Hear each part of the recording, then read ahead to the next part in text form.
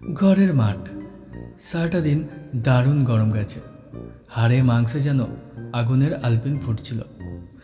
এই সন্ধ্যাবেলায় আমি আর টেনিদা ঘরের মাঠে এসে যেন হাঁপ ছেড়ে বেঁচেছি। কেল্লার এ ধারটা বেশ নিরিবিলি, অল্প অল্প আলো আধারি। গঙ্গা থেকে ঝিরঝিরে ঠান্ডা হাওয়া। একটা শুকনো ঘাসের শীষ চিবুতে চিবুতে টেনিদা বললে, ধ্যাঁ, কি হলো?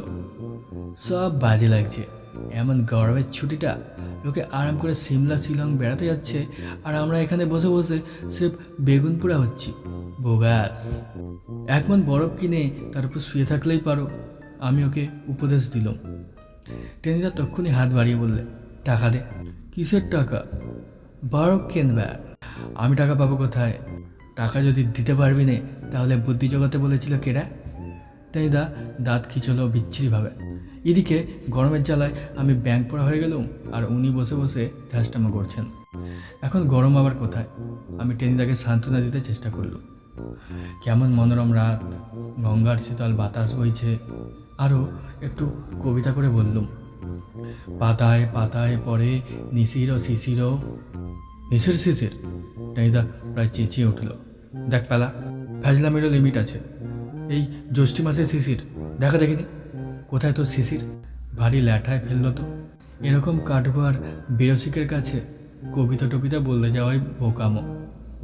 আমি অনেকক্ষণ মাথা টাতা চুলকে শেষে একটু বুদ্ধি করে বললাম, আচ্ছা, কালকে সকালে তোমাকে শিশির দেখাবো। মানে সীতারাম ঘোষ স্ট্রিট থেকে শিশিরদাকে ডেকে আনবো। বুদ্ধি করে আগেই সরে গিয়েছিল, তাই টেনিদার চাঁটিটা আমার কানের পাশ দিয়ে বোঁ করে বেরিয়ে গেল। টেনিদা বিরক্ত হয়ে বললে, তুই আজকাল ভারী উস্তাদ হয়ে গেছিস, কিন্তু এই আমি তোকে লাস্ট ওয়ার্নিং দিলাম। ফের যদি গুরুজনের সঙ্গে ইয়ার্কি করবি তাহলে এক ঘুষিতে তোকে। আমি বললাম, ঘুষুরিতে উড়িয়ে দেবে? বদমেজাজি হলে কি হবে? টেনিদা গুড়ের কদর বোঝে, সঙ্গে সঙ্গে একগাল হেসে বললে, খুশি দিয়ে ঘুষুরিতে ওড়ানো, এটা তো বেশ নতুন শোনালো। এর আগে তো কখনো বলিসনি। আমি চোখ পিটপিট করে কায়দাসে বলল, আমি আরও অনেক বলতে পারি, সব একসঙ্গে ফাঁস করি না, স্টকে রেখে দিই। আচ্ছা, স্টক থেকে আরও দু চারটে বের কর দেখি। আমি বললাম, চাঁটি দিয়ে চাঁটগাঁয় পাঠানো, চিমটি কেটে চিমেশপুরে চালান করা। চিমেশপুর? সে আবার কোথায়? ঠিক বলতে পারবো না, তবে আছে কোথাও নিশ্চয়। তোর মুন্ডু। টেনিদা হঠাৎ ভাবুকের মতো ভীষণ গম্ভীর হয়ে গেল। খানিক্ষণ ড্যাব ড্যাব করে আকাশের তারা টারা দেখলে খুব সম্ভব। তারপর করুণ স্বরে বললে, ডাক ডাক। কাকে ডাকবো টেনিদা? ভগবানকে? কচু পোড়া খেলে যা, খামকা ভগবানকে ডাকতে যাবে কেন? আর তোর ডাক শুনতে তো ভগবানের বয়ে গেছে। ডাক ওই আইসক্রিমওয়ালাকে। আমার সন্দেহ হলো, পয়সা কে দেবে? তুই দিবি। একটু আগেই তো 1 মণ বরফের ফরমাস করছিলি। বোকামোর দাম দিতে হলো। আইসক্রিম শেষ করে কাঠিটাকে অনেকক্ষণ ধরে চেটে পুটে পরিষ্কার করে টেনিদা ঘাসের উপর লম্বা হয়ে শুয়ে পড়তে যাচ্ছে, হঠাৎ ফ্যাচ। আমি হেঁচে ফেললুম। একটা মশা টশা কি যেন আমার নাকের ভেতরে ঢুকতে যাচ্ছিল। টেনিদা চটে উঠল, এই হাসলি যে? হাসি পেলো? পেলো? আমি শুতে যাচ্ছি, ঠিক সেই সময় তুই হাসলি। যদি একটা ভালো মন্দ হয়ে যায়, মনে কর এই যদি আমার শেষ শোয়া হয়, যদি শুয়েই আমি হার্ট ফেল করি। বললুম, অসম্ভব। স্কুল ফাইনালে তুমি এত বেশি হার্ট ফেল করেছো যে সব ফেল প্রুফ হয়ে গেছে। টেনিদা বোধ হয় এক চাটিতে আমাকে চাঁটগাঁয় পাঠানোর জন্যই উঠে বসতে যাচ্ছিল, ঠিক তক্ষুনি ঘটে গেল ব্যাপারটা। কে যেন মোটা গলায় বললে, ওটো হে কম্বল রাম, গেট আপ। আমরা দুজনেই একসঙ্গে দারুণভাবে চমকে উঠলাম। দুটো লোক আমাদের দুপাশে দাঁড়িয়ে, একজন তালগাছের মতো রোগা আর ঠ্যাঙা। এই দারুণ গরমেও তার মাথা টাতা সব একটা কালো র্যাপার দিয়ে জড়ানো। আর একজন ষাঁড়ের মতো জোয়ান, পরনে পেটুলুন, গায়ে হাত কাটা জামা। তারও নাকের ওপর একটা ফুল কাটা রুমাল বাঁধা আছে। এবার সেই রোগা লোকটা হাড়ি চাচার মতো চেঁচা গলায় বললে, আর পালাতে পারবে না কম্বল রাম, তোমার সব ওস্তাদি এবার খাতাম। ওটা বলছি। টেনিদা হাঁকফাঁক করে উঠে বসেছিল, দাঁত খিচিয়ে বললে, কে মশাইরা এই গরমের ভেতরে এসে খামকা কম্বল কম্বল করে চেঁচাচ্ছেন? এখানে কাঁথা কম্বল বলে কেউ নেই। আমরা কি বলে এই গঙ্গার শীতল সমরি টমেরি সেবন করছি। এখন আমাদের ডিস্টার্ব করবেন না। ও, সোজা আঙুলে ঘি উঠবে না দেখছি। সন্ডা লোকটা ফস করে প্যান্টের পকেট থেকে কি একটা বের করে বললে, দেখছো? দেখেই আমার চোখ চড়াত করে কপালে চড়ে গেল। আমি কাউমা করে বললাম, পিস্তল? ঢ্যাঙা লোকটা বললে, আলবাত পিস্তল, আমার হাতেও একটা রয়েছে। এ দিয়ে কি হয় জানো? দুম করে আওয়াজ বেরোয়, ধা করে গুলি ছোটে, যার গায়ে লাগে সে দিন অ্যান্ড দেয়ার দুনিয়া থেকে কেটে পড়ে। টেইদার মতো বেপরোয়া লিডারেরও মুখটুক শুকিয়ে প্রায় আলু কাবলির মতো হয়ে গেছে।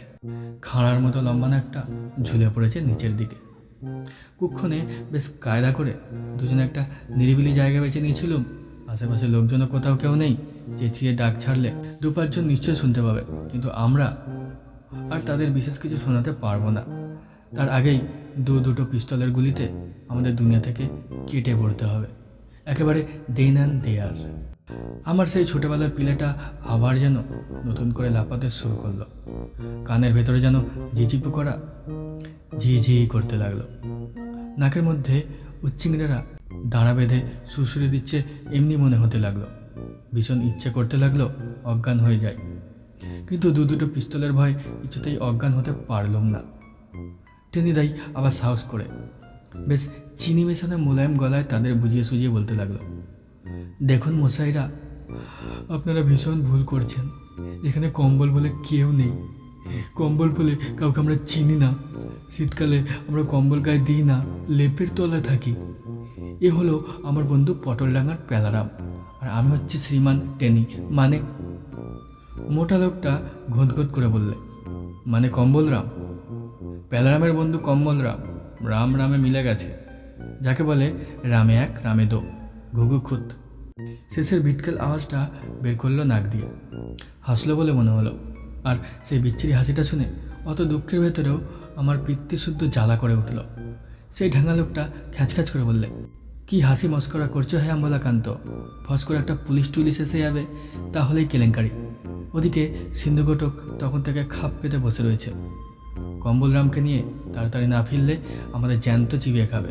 চলো চলো, ওটো হে কম্বলরাম, আর দেরি নয়, গাড়ি রেডি রয়েছে, তাতে আর সন্দেহ কি। একটু দূরেই দরজা বন্ধ একটা ঘোড়ার গাড়ি ঠায় দাঁড়িয়ে। বুঝতে পারলাম ওটা কম্বলরামকেই অভ্যর্থনা করবার জন্য এসেছে। টেনিদা বললে, দেখুন বুঝতে পারছেন, আমাদের আর বোঝাতে হবে না, সিন্ধু ঘটককেই সব বুঝিও। নাও চলো, বলেই ঢ্যাঙা লোকটা পিস্তলের নল টেনিদার পিঠে ঠেকিয়ে দিলে। আর এই অবস্থায় হাত তুলে নির্বিবাদে সুরসুর করে হেঁটে যেতে হয়। গোয়েন্দার গল্পের বইতে এরকমই লেখা আছে। টেনিদা ঠিক তাই করল। আমি সরে পড়ব ভাবছি, দেখি বেটে লোকটার পিস্তলের নল আমাকেও খোঁচা দিচ্ছে। বা রে, আমাকে কেন? আমি ভাঙা গলায় বলতে চেষ্টা করলাম, আমি তো কম্বলরাম নই। না, তুমি কম্বলের দোষ কাঁথারাম। তোমাকে ছেড়ে দিই, তুমি দৌড়ে পুলিশে খবর দাও, আর ওরা গাড়ি ছুটিয়ে আমাদের ধরে ফেলুক।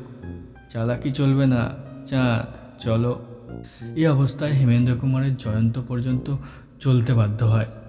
আমি কোন ছাড়? আমরা চললুম, ঘোড়ার গাড়িতে উঠলুম। গাড়ির দরজা বন্ধ হয়ে গেল, আর গাড়ি গড়গড়িয়ে চলতে শুরু করে দিলে। হায় গঙ্গার শীতল সমীর, বেশ বুঝতে পারলুম এই আমাদের 12টা বেজে গেল।